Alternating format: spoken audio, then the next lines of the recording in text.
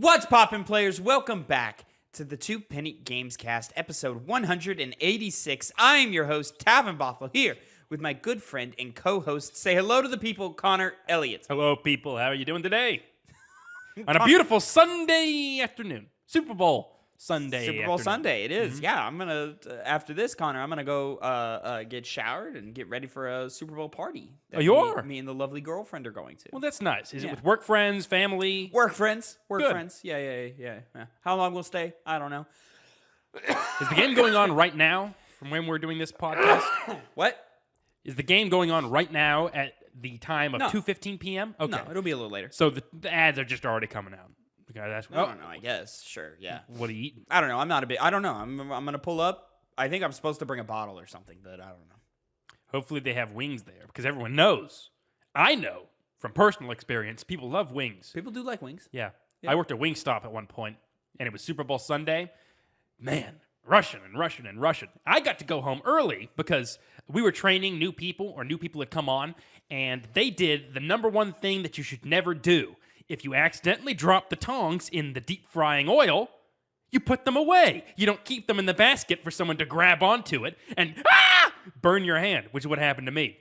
And then I went and washed it off, and I was like, this fucking sucks. This is horrible. It hurts. And I go back, and I'm doing it again with a burnt hand, and it's burning. It really hurts. And I'm just like, this fucking sucks. They did it again, and I burned it again. And I was like, that was one of the only times at work I blew off. It's like, what fucking idiot keeps putting it in the oil? God damn it. And I had to go. It was just gotten worse. And at that point, the guy who was like the owner of these stores was like, hey, you can go home if you want to. I was like, thank God. And I go home, and I have my hand underwater, and it's just burning like hell. Like my skin is like burnt on multiple places on my right hand. And that was my Super Bowl Sunday experience at Wingstop, and it was horrible. But I got to go home early. Okay. Mm-hmm. All right. Well, don't drop metal in frying oil. Well, ladies and gentlemen, this is the Two Penny Gamescast, where each week me and Connor come to you with the new news you need to know concerning the video game industry. Concerning the video game industry, we each come to you with two. I'm so. Don't fucking mock me, Connor. Also, you're not on camera. I know. That's why you drew attention to it. Oh God, this looks awful. What is this? What is going on? I'm too fat. Bring you down here. Look at me right there. No, well, I mean, it's just the fact that I can't manipulate my camera at all. So that's what's fun. Thank you, Streamlabs, for just being so awesome. Anyways, this is the Two Penny Gamescast. Each week, me and Connor come to you with two topics, two pennies, if you will, and we give you our 2 cents on them. You stuttered. I hate you. You can find this show every Monday, 8 a.m. Central Time, Tuesday, 8 a.m. Central Time, at youtube.com/@2pennygames and mainstream podcast services of your choice. We're on the Spotify. We're on the Google Podcast. We're on the Apple Podcast. All the fun stuff. Go like, subscribe, share, follow, all the fun stuff. Links are in the description down below for our own personal social medias as well. Connor, I suggest we jump right on into it. Let's jump into my first penny of the day. Our first topic of the day: Disney invests $1.5 billion in Epic to create persistent universe tied to Fortnite. This is from Andrew Webster over at The Verge. The multi-year collaboration follows a similar deal with LEGO. Disney and Fortnite maker Epic Games are teaming up to build what's being described as an expansive and open world, expansive and open games and entertainment universe. As part of the announcement, Disney revealed that it is investing $1.5 billion in an equity stake in Epic. Details on what the metaverse-like project will look like are sparse, but here's how Disney explains it. Quote, in addition to being a world-class games experience and interoperating with Fortnite, the new persistent universe will offer a multitude of opportunities for consumers to play, watch, shop, and engage with content, characters, and stories from Disney, Pixar, Marvel, Star Wars, Avatar, and more. Players, gamers, and fans will be able to create their own stories and experiences, express their fandom in a distinctly Disney way, and share content with each other in ways that they love. This will all be powered by Unreal Engine. That sounds like a lot for Epic's recent collaboration with Lego. That sounds a lot like Epic's recent collaboration with Lego in 2022. Epic received a $2 billion investment, which was split between Sony and KIRKBI, an investment company helmed by the family behind Lego, which resulted in the launch of the survival game Lego Fortnite earlier this year. That launch was part of a new era for Fortnite as Epic made a major push to expand beyond the game's Battle Royale roots. That's not the game's roots, but fine. Turning it into a platform for other kinds of games and experiences. The release of Lego Fortnite was coupled with Fortnite Festival, a music game from the creators of Rock Band, and Rocket Racing, a racer from the studio behind Rocket League. This is also far from the first collaboration between Disney and Fortnite, as a huge number of Star Wars, Marvel, and other Disney characters have been featured in the game. Back in 2020, there was an entire Marvel-themed season in the Battle Royale game. Epic has been a very vocal force when it comes to the concept of building a metaverse, though Disney recently appeared to scale back its efforts in the space, laying off its dedicated metaverse division last year. Epic also recently laid off a large number of employees, cutting 16% of its workforce in September. Disney is getting into that Fortnite money. Yeah, they are. And what's funny is it sounds a lot like... this reminds me a lot of... What was it called? The Disney Toys to Life thing. Disney... Look it up. Oh, God. It's going to drive me crazy. Disney Unlimited? Disney... Oh, fuck. I can't think of it now. Well, you bought the toys and you put them in the game, and then you had a game verse of toys. Yeah. What the? Yeah. Yeah. Fuck. Yeah. Okay. Yeah. No, it totally failed. It super failed. And then they were like, fuck it. Other people do it. And then that found success. Mostly, you think of Marvel Spider-Man and so forth. So this looks a lot like that, where it's like, all right, fuck it, we failed at this, so let's let somebody else do it. Fortnite's already got a user base, so let's team up with them. We've worked with them in the past to have all these different seasons and so forth. $1.5 billion investment is not a small amount of money, and after the $2 billion investment from Lego, you have to wonder, where's all this money going, Epic? And why are you cutting 16% of your workforce when you've got these multi-billion-dollar deals happening? What is going on? Well, it's a pretty consistent thing that we talk about in this industry, which is that the people who run these companies see it as a money-making operation, and that's all they care about, first and foremost. And so all of these cool creative ideas they have are just means to that end. And so when they see some way to cut, costs, they could see that to be a possible avenue is to, cut their workforce, because they're always going to be able to pump stuff out, especially with the amount of people that they laid off. They're going to be able to run just fine, and yet they're going to be able to save a couple bucks. It's what they do. It's why they're making this whole big deal. It's money, money, money, money, money. And with Disney, it'll probably be successful. Fortnite is successful in and of itself. Whenever there's a new character that comes out, like Peter Griffin, for example, the internet goes crazy. People all want to go and buy that character. My question is how successful will it be, Connor? How much are you hearing from the Rock Band thing after the first week? How much is it investing? I never heard anything about the rocket racing mode. Didn't seem to light any fires. It seemed cool for whoever liked it or played it or whatever, but it didn't seem to light any fires. It all comes back to the Battle Royale, because that's what people are in for Fortnite for. And so now I see this. And it launched with a whole trailer. It seems like they're basically just building Disneyland, but in Fortnite. And then it's going to have your different islands, your Marvel Island, your ESPN Island, your Disney and Pixar Islands, and so forth.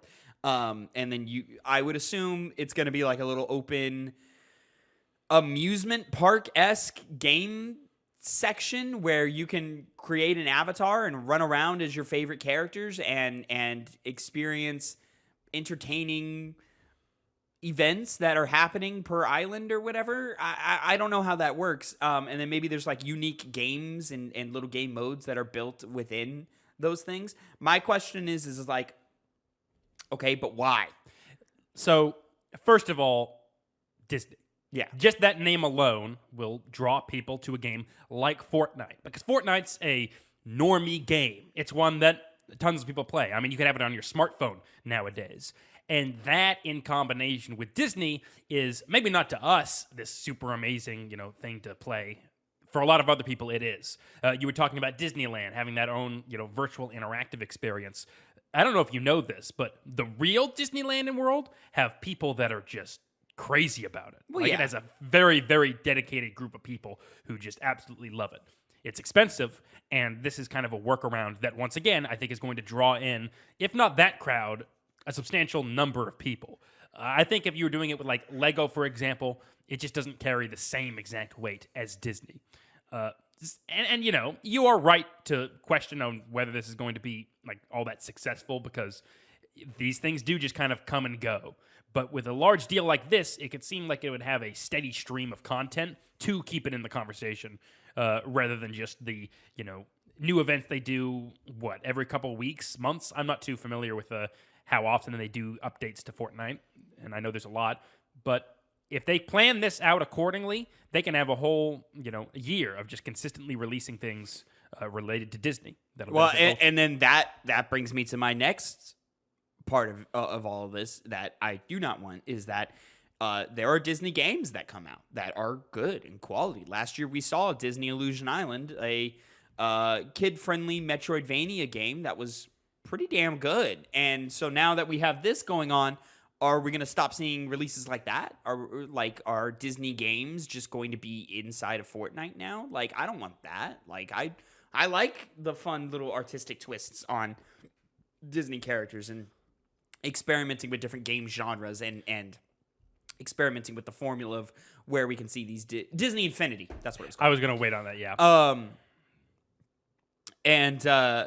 Now I sit back and I think, man, is it just all going to be inside Fortnite now? Like, that's not nearly as fun or interesting or like artistically expressive as I like to see from this industry. Excuse me. Now, is this all doom and gloom? No, I don't think so. I think all you're going to see is a big Fortnite mode where you can run around Disney World, like a video game created Disney World equivalent or something like that. But it's just like, I don't know. It's kind of gross.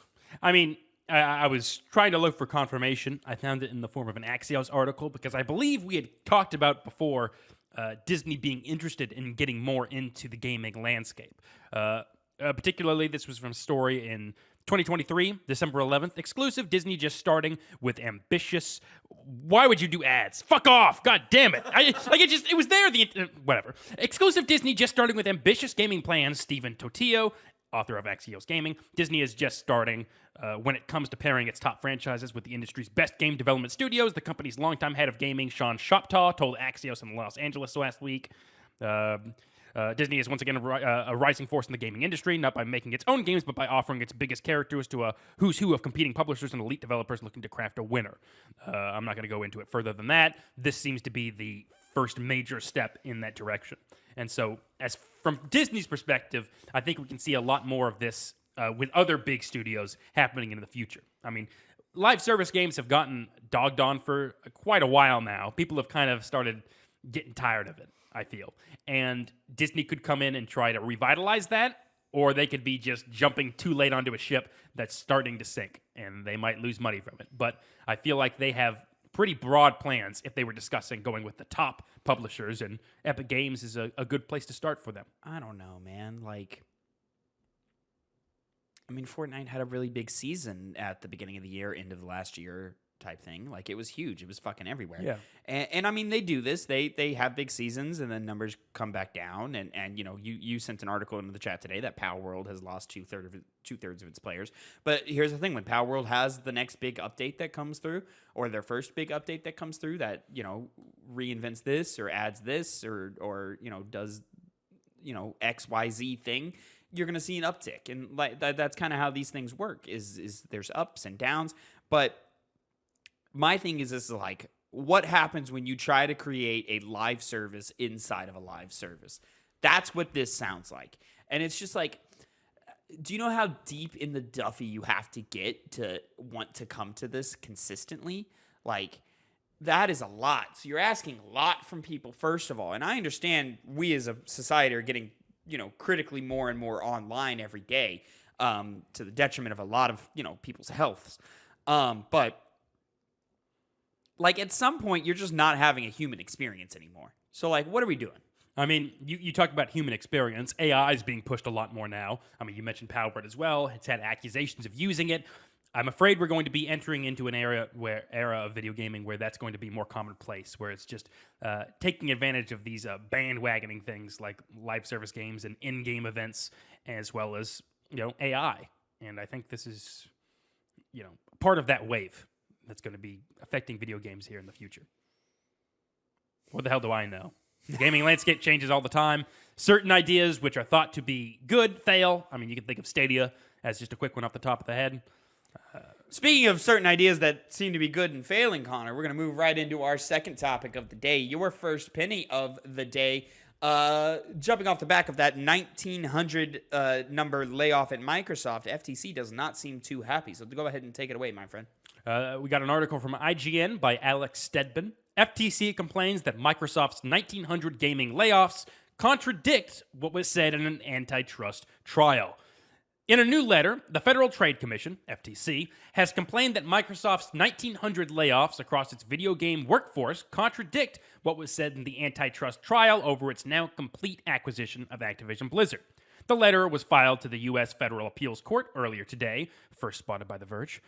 In it, the FTC says Microsoft's representation to the court was that, quote, the post-merger company will be structured and operated in a way that would readily enable Microsoft to divest any or all of the Activision businesses as robust market participants in the unlikely event that such a divestiture is ordered, end quote.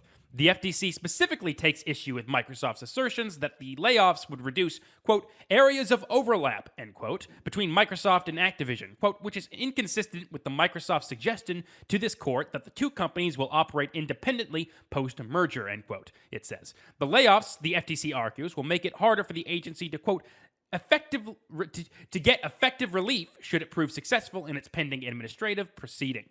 For its part, Microsoft responded to the letter with the following statement obtained by IGN.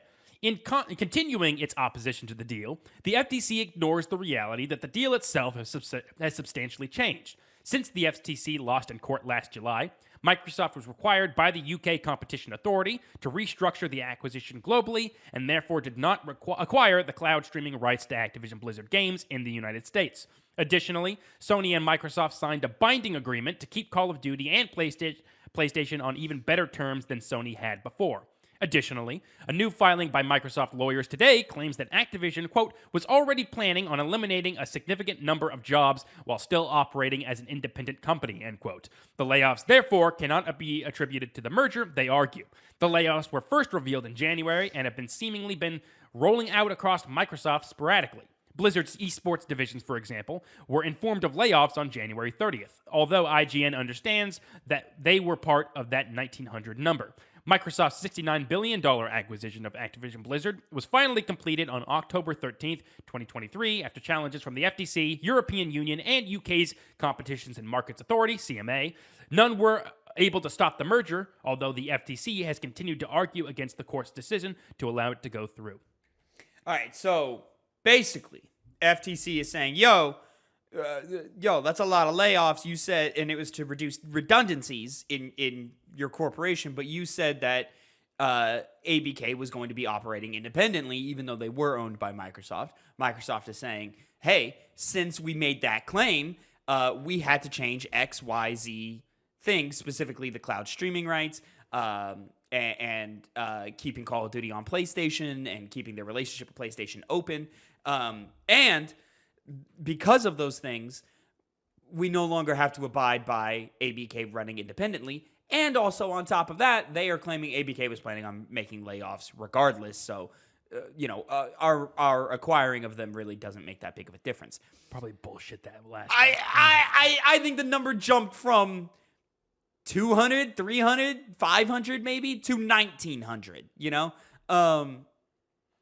and I mean, I'll say it when the layoffs happened. I mean, the redundancies were going to happen. The reduction in redundancies were going to happen, that is. Is that a good thing? No. Do I like it? No. But it's the inevitable world of living in the society that we live in, the one that's focused, around capitalism and one that's focused around turning a profit. That's what happens. And then you'll notice, Microsoft became the third $1 trillion company value, whatever it was, that the stock markets labeled them as whatever, which we covered, not last week, I think the week before. Mm-hmm.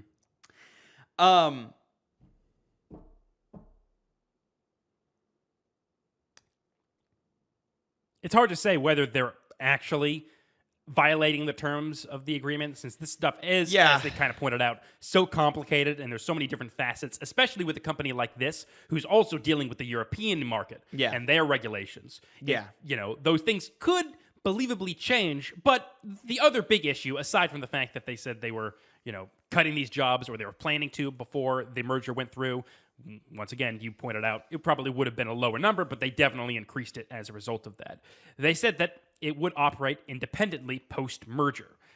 These kind of things seem to be, coordinated between the two. But then you put it in alignment with, what we covered last week, is these rumors of Xbox putting all of their first-party games on other platforms and, debatably becoming a third-party publisher themselves. And then there was the whole conversation of like, well, do we even need to buy an Xbox anymore? And that conversation is still up in the air. We still don't have answers to these questions. That meeting that Phil Spencer has said, hey, we're going to have, has not happened yet.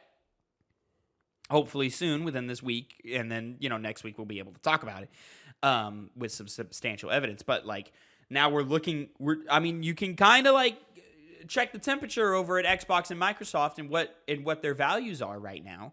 And, you feel a huge tide changing. Now, what does that mean? I don't know. Could mean a number of things. Could mean, most drastically, the end of Xbox, or at least the end of Xbox as a hardware manufacturer. As a third-party publisher, Xbox is probably going to be fine for a long time. That's the most drastic version of events, I think. What is more realistically going to happen is we're going to see some walls get knocked down. We're going to enter an era of gaming that we haven't seen before. I think exclusives drive people to buy the box. But if you knock down the wall of exclusivity, what happens? And that's an interesting question. One that I can't even fathom what the industry would look like afterwards. In reality, something probably in the middle is going to happen. Or, I don't know. Xbox just kind of becomes a box manufacturer, and they'll just put out stuff, but you can get their main stuff pretty much anywhere that you want or whatever. So what's the point in buying it? So you just see a lot less focus on the selling of boxes. As it relates to the FTC, they're just kind of doing their job here, where they're like, hey, this is what was said to us, so now we need to file this complaint. We need to go through these procedures. Is anything going to come of this? Probably not.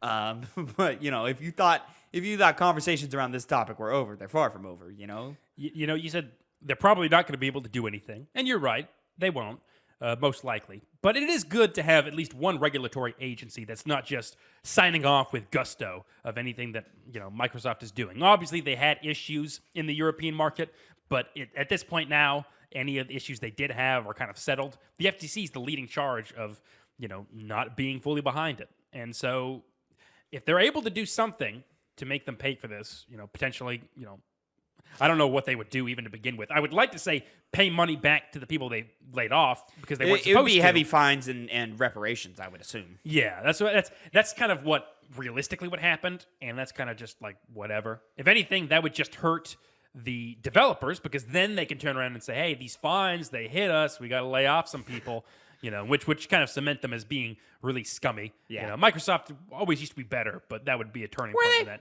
Better than just closing down studios every which way, like the Embracer Group.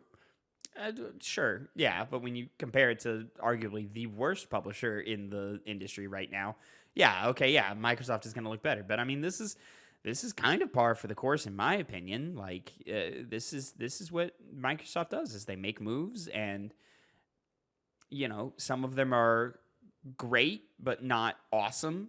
it's very rarely where Microsoft makes a move that is awesome. They make a lot of great moves, and then they make a lot of moves where you go, nah, I don't love that so much. And so like they're just kind of a middling corporation, like from a gaming perspective. Of course, Microsoft as a whole is, one of the worst corporations ever, because of course they are. So I don't know. In terms of the Xbox brand, have they damaged their brand in the last couple of weeks? And it sucks to even think about that because they were so close. They were so close to changing the tide and in terms of a quote unquote console war thing, they were so close to gaining some ground, some significant ground. Like I was sitting here thinking, man, next generation rolls around. Do I buy the green box first? That was the conversation that was happening. Now, I don't know if I do. I don't know if I should. I have to wait until this meeting happens that Phil Spencer keeps talking about. And granted, we're probably a generation or two away from just boxes being irrelevant anyways. So maybe Microsoft is just getting ahead of the curve in that sense and just going to the all digital front. But now you have to, I don't know, man. There's so many complications to this conversation where now you have to talk about gaming libraries and how for the last 2 generations, most people have been buying all their games digitally. And so when you put that into perspective and you go, all right, well, if the Xbox box stops going, where does my library go? If I want to hop over to a PlayStation or whatever else comes around, like how does that all function? And I don't know. I don't know if there's a clear and concise answer from this. We would need messaging from Xbox leadership that is clear and concise, and we just don't have that right now. Maybe this week we'll be a little bit more closer to talking about what exactly their plans are. Maybe, right? But like you look at all of these things, and I mean of course, with hindsight, the connections are there, to the point to where Xbox wants to acquire Activision Blizzard King for an obscene amount of money. You would hope it's so that they can clean up the frat boy culture and all the toxic workplace environment stuff that's happening there. It does seem like that is happening on the side. But the main objective seemingly was profit, which makes sense. I mean, Call of Duty is the biggest gaming franchise fucking ever. So to have that under your belt makes a lot of sense, but that came with a lot of legal hammers being brought down. And so they had to amend the deal and find their loopholes and create side deals with Nintendo and with Nvidia and with, PlayStation in order to keep Call of Duty multi-platform for at least the next decade and so forth. So now when you're Xbox, you have to look at that and go, all right, well, if the golden goose is already everywhere, then like, why don't we just put the rest of our stuff everywhere? Because we're just going to make more money that way anyway. Yeah. And Phil Spencer's perspective, he said it last year, is that they are running third. And there's no hope for them to catch up. I said it, you said it, everybody said it. Hey, Phil, there was hope for you to catch up and surpass even. But now we're going in a different direction, it seems. There's conversations happening 6 months to a year to 3 years to 5 years in advance that we are not privy to, and arguably we should not be privy to. But now, we're seeing a change in tactics happen over at Xbox. And it just leads to a lot of question marks and a lot of concerns and a lot of worrying, especially because of how volatile the industry is right now. A change in tactics seems dangerous. So, well, I don't know. To your previous point, by the way, you don't need to buy an Xbox. I'm touching the thing that could play any Xbox game and more that you want. What do you think that is, Tavin? I hear it, PC. Moving on to topic number 3. Yeah, Connor, but I like to play video games, not troubleshoot video games for an hour and lose all my time. I just hop on a game and play. I'm not stupid like you. I don't have these problems as often. You're just talking as about often, as often, but you still have them. You know where I don't have them? On a console. And I have a breadth of other things I can do with my box than you could but do with PlayStation. But do you? Yeah, I do, actually. A lot. It's a core pillar of my life now. Installing mods. I don't see you changing game code. That's not what I'm talking about. I don't give a shit about those things, Tavin. I'm talking about other things. Oh, what? You can play Spotify in the background? Congratulations. I've been able to do that on a PlayStation for 10 years. I'm not a troglodyte who just thinks that I could, take attention away from a video game that I'm playing. I don't listen to music or podcast while I'm playing a game, unless it's bad. Then I could see that happening then. But I don't do it still, because my mind is focused on the game, because I'm gaming, and I'm a gamer. And I play on PC, and I play on PlayStation, and I can play everything that way. Moving on to topic number 3, my second penny of the day. A little more conversational piece, something that I've got questions about, but definitely worth talking about. So here we go. Hideo Kojima says if your mother walks in on you playing his new action espionage game, quote, she'll think you're watching a movie. This is from Wesley Yenpool over at IGN. Now, don't let the title of this article lead you astray. This is not what's interesting about this story. So I continue with IGN. Hideo Kojima has returned to his once dormant YouTube channel, HideoTube, after 7 years to discuss Death Stranding 2. His recently announced return to the action espionage genre and to talk openly about a difficult time he went through during the height of the pandemic. During the PlayStation State of Play January 2024 showcase, Metal Gear creator Hideo Kojima announced his return to the action espionage genre with a video game and movie hybrid codenamed Fizzant. Something stupid. That'll change. That will have near lifelike graphics. Wow. We don't know much about Fizzant, but we do know. But what we do know suggests a PlayStation 6 launch is a distinct possibility. During State of Play, Kojima said production is expected to begin in earnest at Kojima Productions after Death Stranding 2 and in partnership with Sony. In the new video, Kojima again bigged up Fizzant's visuals. Quote, it will be both a game and a movie at the same time, he said. That's why we were at Sony Pictures, a new action espionage game. Of course, it will be a game. However, if your mother walks in and sees you playing this game, she'll think you're watching a movie. I'm not sure how far we can take it yet. Kojima is, of course, famous for his fancy cutscenes and hyper-detailed character models. The way he's talking about Fizzant sounds like we can expect another leap in visuals. Kojima then went on to discuss why he decided to make Fizzant, pointing to the many requests he'd had to make another Metal Gear game. Quote, because I became independent. I wanted to do something with my own IP, he said. Quote, so to challenge myself, I made Death Stranding. Then, to create a franchise, I made Death Stranding 2. And I wanted to do something even newer, so I started working on OD. And since then, there have been a lot of new ideas. But in the last 8 years, every day on social media, from users all around the world, people have been asking me to create another Metal Gear and stuff like that. Kojima then talked about a moment in 2020 during the pandemic when he became so ill, he had to have surgery and even wrote a will. It sounded like a serious moment in the life of the 60-year-old, so much so that he considered leaving video game development behind. But it was a message from Hollywood director Guillermo del Toro, who starred in Death Stranding, that Kojima credits as saving him. Quote, I fell ill in 2020, Kojima said. Quote, it was also during the pandemic, so I was sick and isolated during all of it. I even had surgery, and I thought, I can't anymore. I was at my lowest and felt like I couldn't go back to making games. I wrote a will, too, and in that moment, I realized that people die. But I turned 60 last year. I'll turn 70 in 10 years. I hope to never retire. This is the part that's interesting to me. Quote, having said that, if the users desire it so much, I thought I should change my priorities a bit. I still want to do new things, but I decided to make an action espionage game. I get many requests from Hollywood to make films, but I've refused them because I have my own company now. I can't leave for 1 or 2 years to go make a movie. The company would collapse. I was in a tough spot. And I talked to Guillermo del Toro about it. He said, Hideo, what you're making is already a movie. Keep going as you are. His words saved me. And since we'll be working with many creators in the business, though the output is a game, it won't be too different from movies. Kojima's video is worth a watch as it goes into more detail on Death Stranding 2, revealing various story and character details while retaining much of the mystery he's famous for fostering. And then, of course, it is a busy time for Hideo Kojima working on Death Stranding 2, OD, Fizzant, and all these other projects that he's got going on. But the thing about that conversation to me is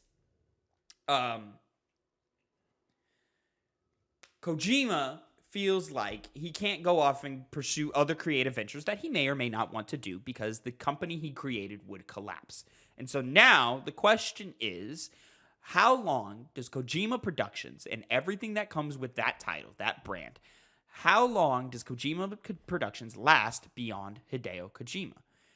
Is Kojima bigging up the next great auteur in games? Is he mentoring someone to take the helm when he's done with this? He says he hopes to never retire. That's great to feel right now, Hideo, and you know, it excites me to know that, hey man, you still got enough ideas to last the rest of your life, which I hope is quite long.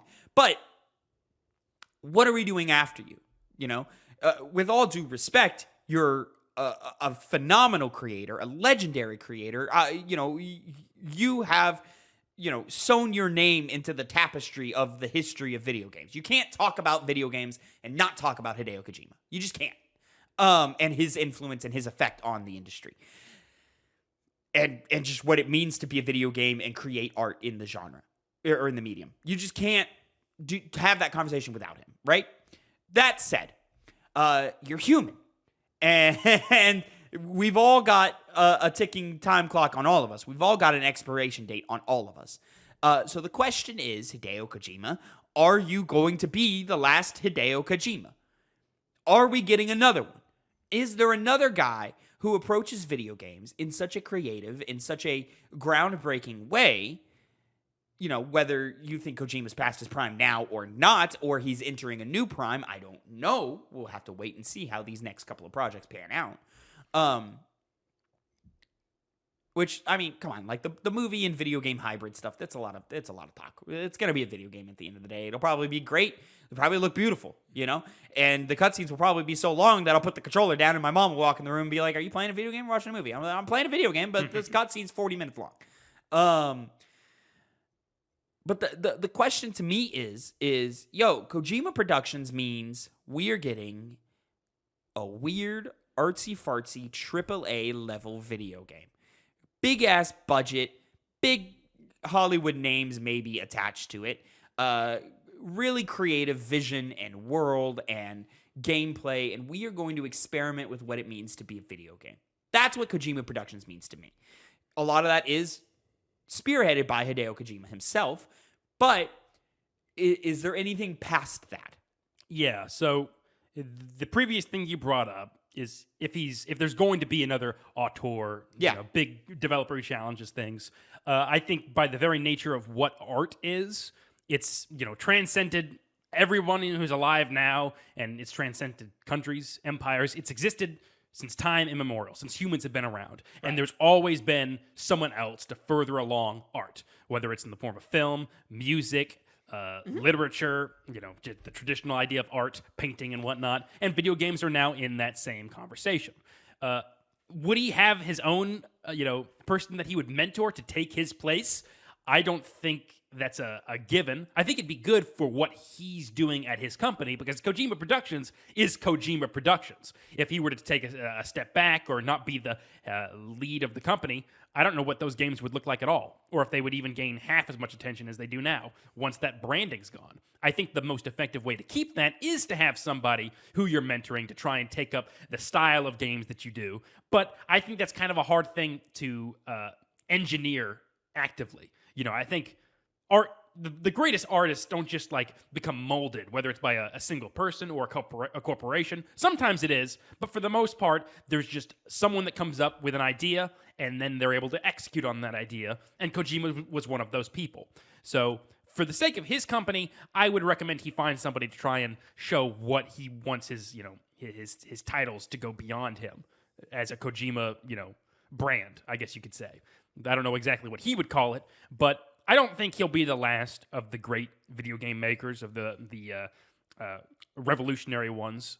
But I do think it's very imperative that he finds someone to take over Kojima Productions, specifically, not just some random guy who they decide is, you're well liked by management, you're a fucking, executive, whatever, you're going to be the face of the company. That won't work for this game. I don't necessarily disagree. From a practical sense, you're right. Right? The thing about it is it's like, who else is in this echelon. You know, who else? I mean, you look around. There's a couple names you can maybe name of being like, oh man, that guy's important to what we're doing right now. I don't know, a Neil Druckmann, a Sam Lake of Remedy games. You know, but I mean, Sam Lake has been Sam Lake for a long time. Yeah, but now with Alan Wake 2, Alan Wake 2 seems to have knocked some walls down for him. You know, for sure. So I am excited to see what they do next, but they also seem to be, all about the Control universe right now. Yeah. And Sam Lake's been making games for a while, so it's not like we're gonna get. It's not like Control is what Metal Gear Solid was, Yeah, or it ever could become that. It can't. Yeah. My question is like, who's this next guy who, like, for the next 40 years is gonna be the guy pushing the envelope of what this medium can do? Exactly. And, to your end on that, do you need to push the envelope, or do you just need to make good games, which you can do without having to push the envelope? You can make solid things, because we put a lot of emphasis on, like, you revolutionize something. There are people who have revolutionized acting, revolutionized music, that nowadays people don't really like on the face of it, but they respect it from what they, did for the medium. Kojima's, I'm definitely one of the people who's made quality games. That, I would say, that's a Miyamoto. That's a Nomura, of that type of thing. Kojima goes a step further.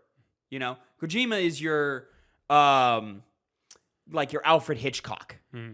He's your who's another one? Orson Welles. Yeah, I guess. I was thinking there's another one.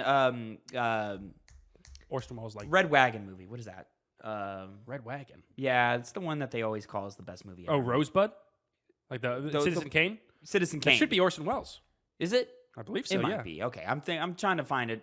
There's a name I'm reaching for that I just can't get to right now. And Kojima lives amongst those names, I would say. Like, it's just another step up, and it's purely focused on art. It's not focused on technicality. It's not focused on development. It's purely focused on what can we do artistically here. Yeah. Kojima makes you think about how your hands interact with buttons and how that can create an emotional experience to you. Like, that's what we're talking about here. It's a very granular thing that it is. And it just pushes things forward a little bit more. I would argue Sam Lake is kind of dwelling in that right now, but he doesn't have a legacy yet, of course. But a Sam Lake has been here for a while, and he doesn't have that legacy for, I would argue, a reason. Maybe he's finding it now, later in life, which would be awesome to see. Don't get me wrong. Loved Alan Wake 2. Can't wait to see. Loved Control. Can't wait to see what Remedy does next. But it's just like a level of like, yo, Kojima, you feel like you can't leave for a year or two without your company collapsing. That's a weird thing to have a feeling about, I mean, once again, this is all about whether he would have somebody to replace him. That takes an active decision. From how he talks in this article, he's just talking about sporadically taking a deal to make a movie and stepping away in that regard. There's a difference between doing that and planning a departure. So, on the grander scheme of what would happen to Kojima games, I don't think that's something that's too much of a nail in a coffin. So type when situation. does Hideo Kojima stop being the director and he starts being a creative director? And he takes the step back and lets somebody else grab the reins and execute on a vision that they have, that he's associated with, But you see it right now with what Final Fantasy VII is doing. Nomura is just the creative director right now. Yeah. He's just saying, he's giving the yes and no's on overall decisions and reining it in, but Nomura's not directing Final Fantasy VII Rebirth. It's another guy. I forget his name. Yeah, I did too. But he was in the last State of Play or something like that. He was. When does that happen for Hideo Kojima? When does Kojima usher in the next wave of Kojima Productions? And what does the name Kojima Productions mean when it is separated from the man? I think really what matters is OD the most, not Fizzin, because that's the I was kind of disappointed because Kojima, he has all of these interesting ideas, and it was kind of lame. Obviously, it looks good, but it was kind of lame to be like, oh, you're just doing the same game again. Even though it's going to have cool things in it, additives. What do you mean? Death Stranding 2 looks very similar to Death Stranding 1, and it's in the same exact universe, same exact concepts, whereas as other games you could go out there with it. He's obviously doing that with Fizzin and OD, but those are coming later. I mean, Metal Gear Solid 2 looks a lot like Metal Gear Solid 1, but those are two very different games. Yeah, but that's not talking about Metal Gear Solid, though that does have some similarities with it being the same exact game series continuing on. I'm saying don't discount Kojima just because the game is a sequel and lives in the same world. Like, no, I'm just saying it's disappointing to not see more from him in terms of, how he hyped up doing his own game studio. He released a very unique game, and then that uniqueness was kind of lost by doing the same game again, even with cooler concepts. And, who knows where that game's going to head specifically. It's not the same as going into new, territory with new games now that you're your own studio. Generally when I think of a studio trying to establish itself, doing the first, the same game 2 times over, nowadays doesn't hit the same exact way. Don't discount Kojima, man. Well, I'm not discounting him. I'm discounting. Bro, he hasn't really made the same game twice ever. As someone who played DS1 and is looking at DS2, this is going to be a different experience.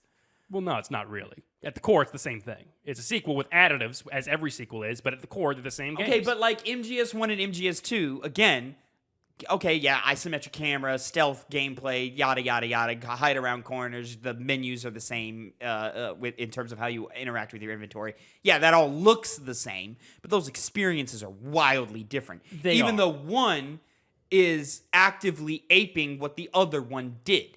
But it's also paying attention to the fact that it's doing that. It certainly is, but in those situations, you also have the additive of the technology at the time making leaps and bounds. What MGS1 was able to accomplish compared to MGS2, I mean, just look at them. There's entirely different technology there at work. This one, technology is, of course, advancing, but it's not as radical as it was back in the day. Okay. And so when you're making the same game, same game in a series, you're making a sequel to a game that you just made while you're trying to establish your studio, Okay, but then it's not a franchise. If it's drastically different, then you said it was a franchise. Yes. Yeah, Death Stranding. Yes. Yeah. I'm confused at what you're confused about. Because you want something different, but it's Death Stranding. So you're going to get Death Stranding again. Yeah. But the Kojima-ism of it is going to be wildly different. Otherwise, why would you be excited for a Dark Souls 4? Yeah. Wouldn't that be a lame, all right, you already did it again. Or an Elden Ring 2. It's like, oh, man, you already did an Elden Ring. Yeah. I mean, the Dark Souls thing, they're definitely not. But you would still be hopping up and down out of your seat if there was an Elden Ring 2 announced right now. Yeah. Not Dark Souls, but Elden Ring, yeah. But I'm not saying the difference between that is the fucking, Jesus Christ, Miyazaki games are far more diverse than, Kojima's. He didn't just stick with, he did Dark Souls, but then he also did Bloodborne, then he did Sekiro, and he was also in charge of Armored Core 6 and putting their own spin on that, and also doing Elden Ring. But they're outputting way more than Kojima's doing because Miyazaki is handing the reins over to other people. Well, his directing style is that he takes the reins for the first bit of it, and then once it's established, moves on to the next thing as, kind of the overseer. At least that's what I've understood from what I've read and whatnot. But all I'm saying is that seeing what Kojima is able to do isn't going to be coming really into fruition with OD because it's something new. Because, like you said, Kojima's always pushing the envelope of what video games can do. He's clearly doing this with Fizzant. He's doing it with OD. And I was just slightly disappointed that we weren't getting those things first, or one of those things first, before a second Death Stranding. I mean, I would argue the initial reception of OD is going to be exactly the same as the initial reception of Death Stranding. No, I don't think it was. From what we saw, from the, obscure I'm talking when the game comes out, Connor. When the game happens, it's going to be a bunch of reviews of like, this is great, but I hate this. This is awesome, but I hate this. Some people are going to be like, I love this game. It's fantastic. Some people are going to be like, I hate this game. What is he doing? That kind of happens every time, with the exception of Metal Gear Solid 1. Yeah.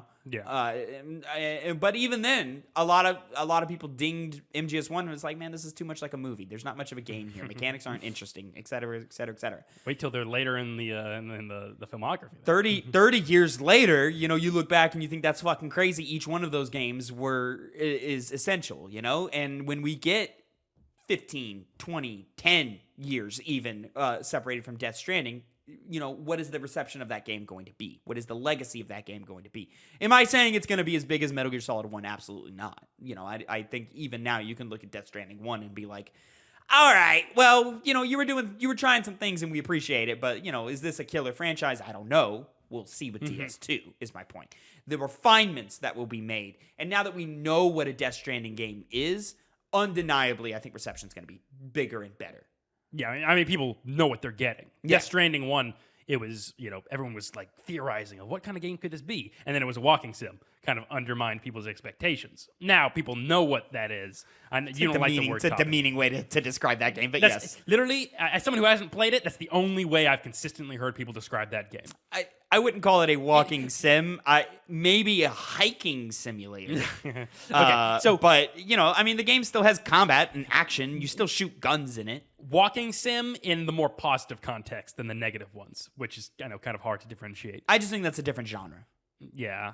Like what Death Stranding did is just completely different from that. I'm just pointing that out as a walking sim because no one ever fucking talks about the combat in that game. I didn't even really hear people talk about the specificities of the narrative. Obviously, it was very, substantial for that game, but really it was the look at this, look at you traveling, look at you carrying those boxes, look at that zip line you put up. That's now you're regurgitating what I said. I like the zip lines, man. They were good. They were cool. People seem to like that as well. But I don't think Hideo Kojima seems to be planning for someone to take his place and make Kojima Productions, last beyond him. But I hope that he thinks about it, or he has thought about it. I do too. And that's where I mean, overall, we're aligning on that. There's that like, Kojima, you're great. Kojima, we love you. Kojima, we'll take whatever you're willing to give us. But at the same time, does your legacy end with you? And I hope not, because you've inspired everybody, bro. No, there's nobody in this industry that doesn't look to you and go, "Oh, I like what they did there." Nobody, Yeah, I mean that's what he's. I mean, Last of Us Part 2 is Metal Gear Solid 2 again. Final Fantasy VII Remake franchise is very Kojima-esque. I mean, in a very Nomorian way. But, clearly it's like Kojima. You can see it. Yeah, exactly. Though with the Nomura bit, I saw a recent thing from him where he's like, people sometimes point out, hey, that's a Nomuraism. And I know I didn't do anything with that, so I'm just laugh at it. So who knows how accurate people can be. I mean, I kind of differentiated the two. I mean, I'm not taking away from Nomura's legacy either. Kingdom Hearts, Final Fantasy, the resume speaks for itself. Clearly a very important figure. Yeah. Miyamoto as well. Clearly a very important figure. Moving on to our final topic of the day. We'll probably make quick work of this over here. I'm sorry, Connor. It's your topic. It's your penny. Thank you, Dane, to give me this. I mean, we was already pre-established, but Video Game Chronicles. This is an article by Tom Ivan. RuneScape maker Jagex, Jagex, acquired in deal thought to be worth 900 million euros. Why the fuck are we measuring? That's what That's a European company, Connor. And we what's the international currency? There isn't one? The U.S. dollar. The markets are measured off the U.S. dollar. No, it's not. Right? No. Yeah? No. I'm going to say yeah. I have no economic background. Yeah. Clearly, because that's not how money works. What? You almost had me say Bitcoin. I was like, what? I think it's actually like gold. It's like this. Gold's a good one. Gold's a good one. Yeah. But we're not talking about gold. We're talking about Jagex. Private equity firms. Isn't it Jagex? Because J in European languages is more like a Y. Jaeger. Yeah, that's German. I don't know. This is UK-based company, so who knows? Is it? I mean, the UK, they spell color COLOUR. Who knows what the fuck they're thinking? Right. Read the story. I'll look up where Jagex is from. I need you to scroll down. I can't. Private equity firms CVC Capital Partners and Havali Investments have agreed to acquire RuneScape maker Jagex for an undisclosed sum. While the terms of the acquisition weren't disclosed, Sky reported earlier this week that the pair were in talks to acquire Jagex from fellow buyout firm Carlyle in a deal worth about 900 million euros. That's $1.13 billion. There you go, loser. Yeah, right. Thank you. Cambridge, UK-based developer and publisher Jagex is best known for its free-to-play fantasy MMO, RuneScape. The game has generated over $1.5 billion in lifetime revenue, with some 320 million player accounts created since it was released in 2001. It plans to release Scum, an open-world survival title currently available in Steam Early Access later this year for PC and consoles. CVC is a Luxembourg headquarters firm with over 188 billion euro in assets, including a large sports portfolio, while Austin-based Havali has previously invested in Dead by Daylight developer Behavior Interactive, among other game companies. Quote, I'm delighted to welcome CVC Capital Partners and Havali Investments as strategic partners for Jagex, said Jagex CEO Phil Mansell. CVC and Havali will help Jagex build on our portfolio of forever games, furthering our aims of supporting and growing over our community of forever fans. What the fuck are they talking about? Together, we'll create more of the experience our fans love, innovate to empower our players further, and build new forever games that capture imaginations. What the fuck is he? Okay, first of all, go back up, Tavin. Go back up a little bit. I think it's yeah, get a little bit more. All the way up. Let's a little bit down actually. Okay. Yeah. Where do you want? CVC Capital Partners and Havali Investments. Uh-huh. Like, do you guys think of the color gray when you read off those titles? I mean, at least Embracer Group is like Embracer. Maybe like a light blue.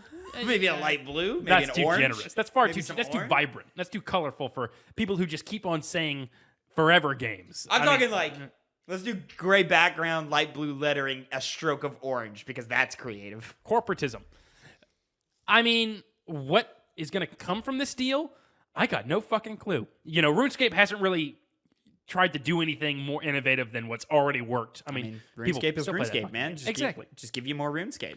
The only like positive creative spin I can put on this is what are they going to do to bring that to the modern era? I mean, this is a horrible comparison, but Helldivers, it changed from a twin stick top-down shooter to a third-person, action shooter. It's a different sphere of gaming that they can take RuneScape, but will they? Probably not, because they like to do things safe at this company. I don't even know that as a fact. I'm just saying it. I mean, because they're making a survival game, Connor. Yeah, Scum. It's like how much thought What a and great effort name. it's gonna. Yeah, That's it's a a very great good game. I don't know how much effort. I don't think they're gonna treat that as the next RuneScape. I think that's just a game to be like, oh yeah, there's our current game in production. What? This is just like so whatever. All right. I mean, it's business. I'm assuming people who play RuneScape still. I know some. RuneScape still has They'll love it. millions of players. Oh, they definitely do. Yeah. Yeah. It's just a solid core MMO that'll never go away. I mean, yeah, this is really just business. Businessy business. It's the most boring thing This you is can the talk most about. like, all right, they got acquired by this guy. Someone's willing to pay somebody a bunch of money so somebody else can retire. That's what this is. Are we going to see layoffs from this? Probably. Turns out that happens all the fucking time. Yeah. Regardless of anything of the company. Layoffs happen. What do you want? Like, To not have it happen as much. That's what. not as much would be very nice. I'd like that too. But we're not getting that. We're not getting that. Yep. Ladies and gentlemen, this has been your weekly episode of the Two Penny Gamescast. Remember, you can follow us over on youtube.com/@2pennygames or mainstream podcast services of your choice. Make sure to like, subscribe, share with a friend, drop a comment down below what you thought about each of the individual stories down below. What are you doing? I was going to put my hand in the frame, but I decided not to. You're welcome. You're the one who interrupted this, not me. You stopped. I didn't do anything to make you stop. Drop a comment down below what you would like us to talk about. We'd love an audience 2 pennies next week if possible. And remember, we love you. Well, love's a strong word. I don't know you. I like you. I certainly very much like you because you're watching our videos. Anyways, until next time, have a great time. And Connor, say goodbye to the people. Bye. What's poppin', players? Welcome back to a 2 penny games review. This time with lead reviewer Phil Shoemaker. Say hello to the people. How's it going? Phil, you, my friend, have been playing Like a Dragon Infinite Wealth, and you are our lead reviewer. First, to get us started, my friend, how deep in are you? Where are you at in the game, and how many hours have you played? Let me get a good count on my hours real quick. My PlayStation clock tells me, oh, there's no way this is right. I'm easily over 25 hours in this game. I am currently, I want to say halfway through chapter 6. Okay. Of what? Um, Do you know? I do not know. Okay. Still, I'd say it's probably like a good 40%, if I Okay. had to guess. Okay. Well, then go right ahead, my friend. What is your review of Like a Dragon Infinite Wealth? Like a Dragon Infinite Wealth, for me, is my first foray into this newer version of Yakuza. Yakuza 0 being the very first Yakuza game I played. That one being more of a beat-em-up style. This one is turn-based. And let me tell you, Tavin, it works damn well. Yeah. It is very, very fun. This is some of the most satisfying turn-based combat I've had since Sea of Stars last year. That much to say, this game for me is my game of the year so far. The 2024 is, I mean, granted it's only January, but Yeah. 2024 is February, starting but off with, it came out in January, this game. That's what I was getting at. It is currently February right now as we record this.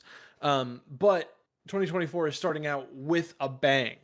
With this game, and you might even say a banger, because Like a Dragon Infinite Wealth is indeed banger certified.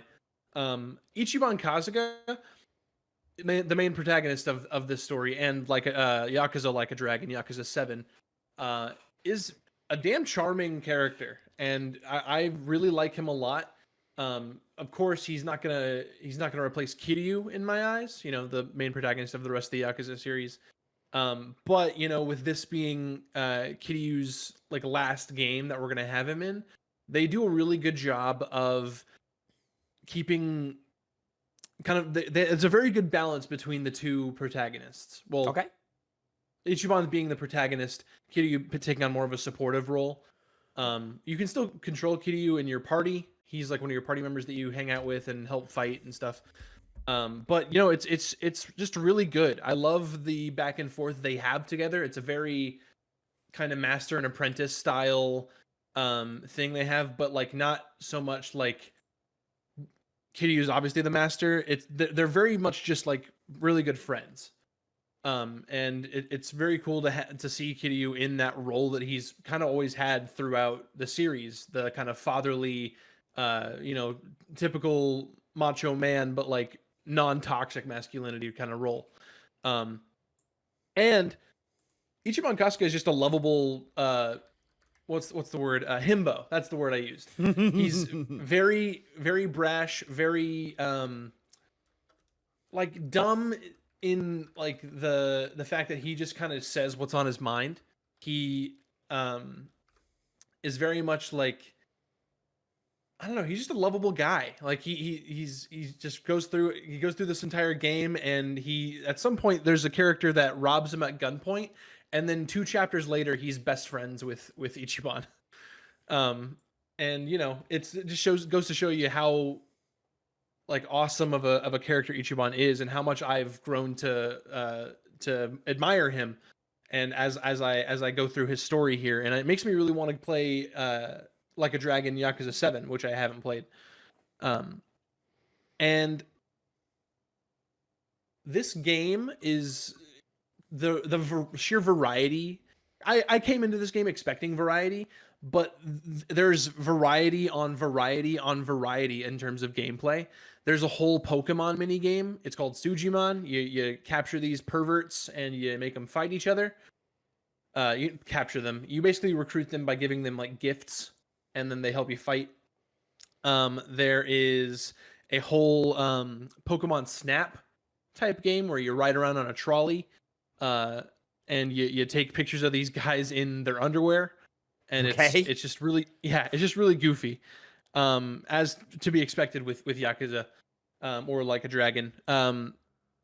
RGG Ryuga Gotoku, which is the studio Gotoku, the studio that makes Yakuza and Like a Dragon, they've really outdone themselves with this game. It's to me, this game is damn near a masterpiece. I'm matter of fact, I'm gonna call it tentatively a masterpiece, and I'll come up with an update that sometime down the line when I finish the game and confirm that it's a masterpiece if I do like where the story's going, and if it keeps going where I think it's going, I think it's a shoo-in to be a masterpiece on our scale. The setting of Hawaii is so awesome, and the world that they gave us to explore this island, it's just so rewarding, and they scale the rewards you get as you progress so well.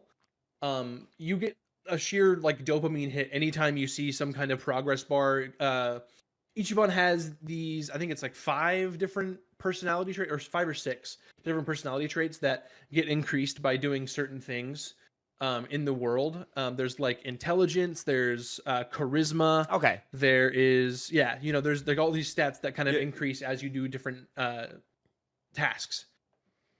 And it's just really like, there's a whole thing where I even get a dopamine hit by waving at people on the side of the road and seeing their little like affinity bar go up. You're like, oh yeah, you become friends with these like strangers on the street, because it's just that like tight knit of a community. They do a good job of showing how friendly of a place Hawaii is, while also showing the criminal underground, which may or may not be there. I've only been to Hawaii once.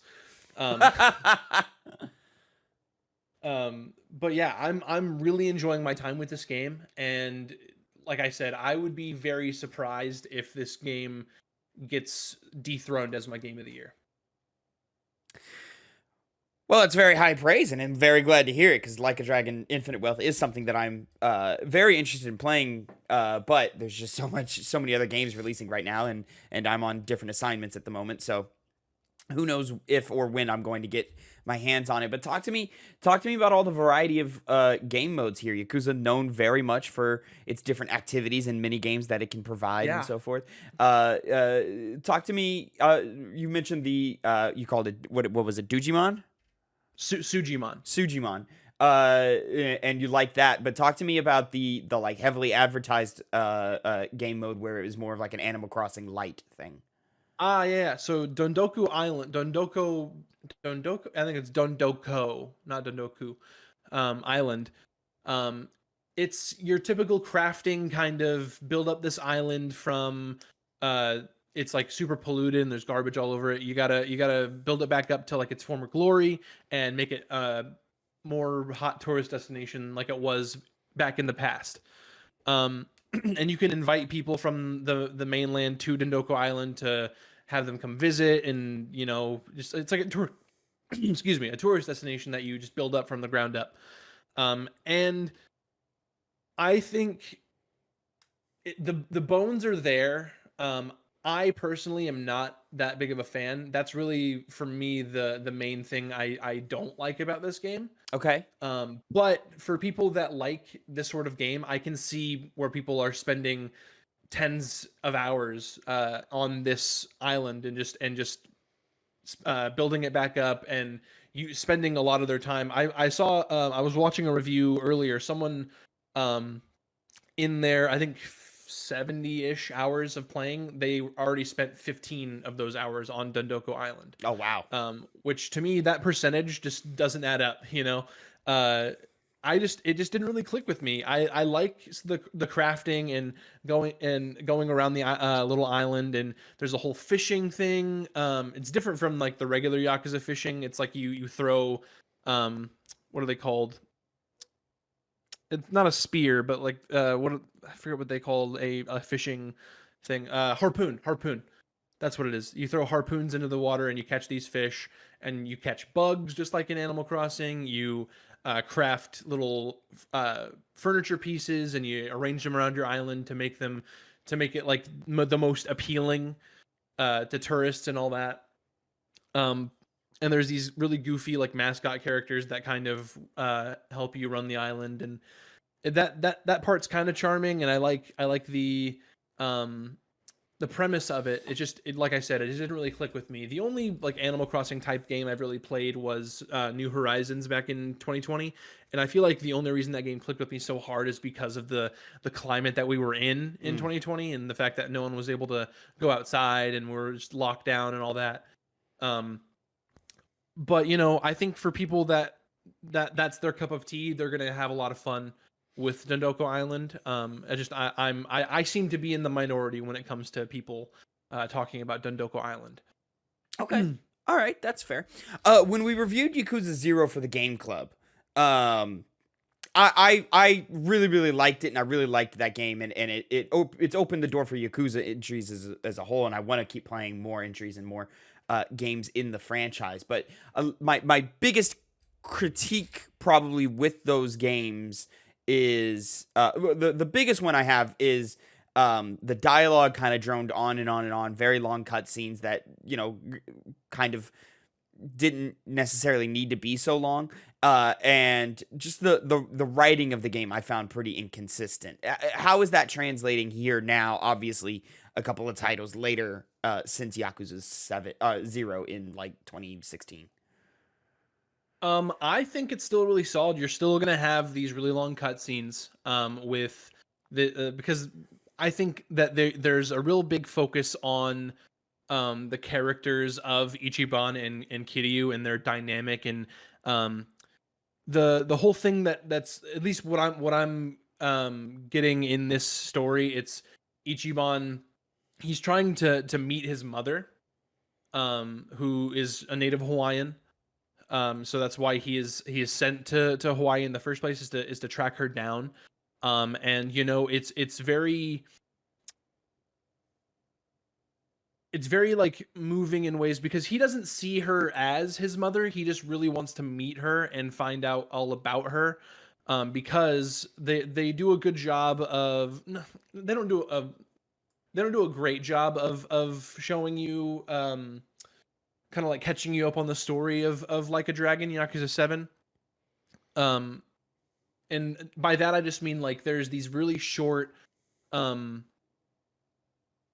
bits where it'll be like, hey, I'm gonna pray at this altar. I want to think about my old boss, and basically the characters from the original Like a Dragon, and kind of catching you up on Ichiban's story. I know this boss or this character you're talking about. I know who this is. Yeah. I think his name's Arakawa. Yes. I could be wrong. Yeah. So they like I said, they don't do a great job of catching you up. I myself, since I haven't played Like a Dragon, I watched like a story summary. Okay. Just to kind of like catch myself up, because if you're gonna start with Infinite Wealth, I would not recommend it. I think you should at least. I don't think I did this the right way. I think I should have at least played Like a Dragon first before hopping in Infinite Wealth. But I feel like that didn't really take away too much from me. But I do wish that I had experienced the original Like a Dragon, so I would get more of this like payoff and like more of this background of Ichiban. But even then, with the story summary, I feel like I got a good enough way. But you know, there's always that piece of me that's going to be like, oh man, if this was like more organic, right? Like I'm getting this like piece by piece, and I'm already rooting for Ichiban. That's where I feel like some people who are just hopping into Infinite Wealth, they might think that this game starts a little slow. So I think like basically all of chapter 1 is like very much like introducing how this game works, and like kind of tutorializing the combat, and you know, these personality traits I was telling you about. Yakuza 0 and because I played maybe 10 hours, probably not even that much, of Yakuza Like a Dragon, and both Yakuza 0 and that one started slow too. So yeah. And you know, it's still going to be like this, where like if you're not already kind of attached to these characters, I can kind of see where it might be kind of hard for you to get into. But for somebody like me who fell in love with Yakuza 0 and the Yakuza series as a whole, I was all in coming in. And I don't know, man. This game is just really speaking to me. And like I said earlier, it's got some of the most satisfying turn-based combat. Talk to me about that. You know, How does that function? What makes it different than other turn-based games? yeah, so it's very much active, not in the time, not in the way that like Final Fantasy VII has like the active time thing where like you can basically lose a turn for your opponent's other thing. Instead, it's the turn order is based on the stat that's agility. So if your character's agility is high enough, you can basically have like 2 turns in a row. Oh wow. Which is super cool. Kiryu himself, when he fights, he has 3 different stances. They use Rush, you know, you got Brawler, and you got Beast, which is all still there, which I think is really cool. So with Rush, it's basically essentially you do get 2 attacks in a row. There are these, sometimes an enemy will be blocking, so they reduce your damage, but you can get rid of their block by either attacking them in the back or using a grappling move, and that's like you can use either a skill or Kiryu's Beast form, where he grabs the person and breaks their guard. And it's just really interesting. Yeah, it's really interesting to kind of use these different abilities. And each like enemy has like a different weakness. Like there are these, there's like projectile damage, there's like blade damage, there's elemental damage, and like each different kind of enemy that you'll face has a different kind of weakness. And it's really cool to see on your skills, and you go through and be like, oh, I have this fire skill, and this enemy is weak to fire damage. I can use this and do an extra amount of damage. And when you're going and fighting these battles, your basic attack is usually going to provide a knockback to an enemy, and you can chain knockbacks to other enemies. So you can knock an enemy into another one and do even more damage. So you can basically like domino effect these enemies onto the ground. And then if you can attack fast enough onto the enemy as they're on the ground, you'll do even more damage for your next character. And it's just really satisfying kind of going through the turn order.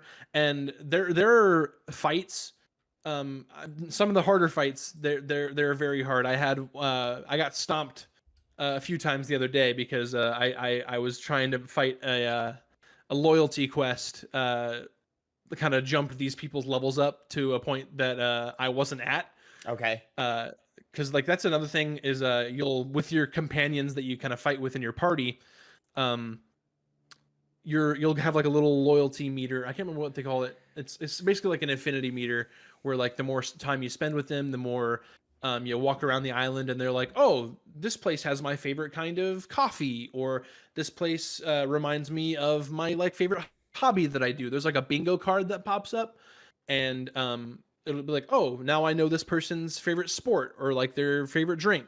Oh, you know? okay. And you get like a bingo, and it increases their affinity like a shit ton. So you get a bunch of levels onto their affinity. And there's these so you go into this bar, like your kind of like home base kind of thing, and you'll have a drink with them, and you'll just talk with them, and kind of get some background on their story and all that. And there's some dialogue options which will, when you choose the option, it's not like I'm gonna get less affinity for choosing this option, I'm gonna get more affinity for choosing this option. It's instead increasing Ichiban's stats. It's increasing his intelligence, his charisma, his I think it's like passion is another one, and each of those options will increase one of those things. And a good amount of time, when you do one of these little drinks, there will be a little quest you have to go do, where either you have to go fight some guys that this person has had like a run-in with before or something like that. And it's a really fun time. It makes me way more attached to these characters in my party, other than Kiryu, you know. Because why would I not love my dad, you know? Fair enough. Okay. All right. Well, this sounds great. You've got me very, very excited to try Infinite Wealth out. Phil, is there anything else you want to leave us off on before we start wrapping it up here? I kind of just want to put another emphasis on the sheer variety of things to do in this game. So there's your typical karaoke. Mm-hmm. There's gambling. There's that Pokemon Snap minigame I was telling you about. There's collecting these Sujimon. There's battling the Sujimon, which I mean that's like 4.5 because that's kind of the same thing, but it's a whole other aspect to this whole sub story / minigame. That's another thing. The sub stories in this game, typical Yakuza fare. Okay. Most like I'd say in Yakuza 0, I had a lot more fun with the sub stories and just how goofy they were than some parts of the narrative. Okay. And yeah, but you know, I think the overall narrative still shined or shone. I don't know the fucking past tense of shine in Yakuza 0, but there are some genuinely there's a sub story in this game that legitimately made me tear up. Like it was very moving. And at the same time, the like tonal shifts that go on through that sub story's like arc, like this sub story had an arc. It made me laugh and it made me cry. So, you know, I cannot tell you how many times this game has made me laugh out loud. But to get back to the variety, there's this whole like I can't remember what they call it. They call it like it's like a phone system where like you can call backup in a fight and you'll get points on this other subsystem that make it like that discount these fighters to help you later, and then you can kind of form relationships with them while you fight with them. Interesting. Yeah, and then there's a like an online dating, like a Tinder kind of thing, which you can do, which I told you about, and you know, I wouldn't recommend playing that in your living room in front of people. It gets a little too spicy for what I was looking for. And there's a lot of catfish in that mini game, which is really funny. You can literally get catfished by a chicken, by the way. Oh, awesome. Yeah. There's also, what am I missing? Anyway, there's a lot to do in this game, and you know, just if you have if you like Yakuza, if you like these kinds of games, if you like a silly kind of, if you're in for a good time, play this game. This game is a great fun, and you know, I highly recommend this game. Okay. Excellent. Fantastic. I'm excited to play it, but I don't know when. Ladies and gentlemen, that is going to be it for our Like a Dragon Infinite Wealth review. Thank you so much for watching and listening. Let us know how you feel about the game down below. What excites you the most? And make sure to like, subscribe, and share with a friend. We really, really do appreciate it. But all of that said, until next time, have a great time. And Phil, say goodbye to the people. See ya.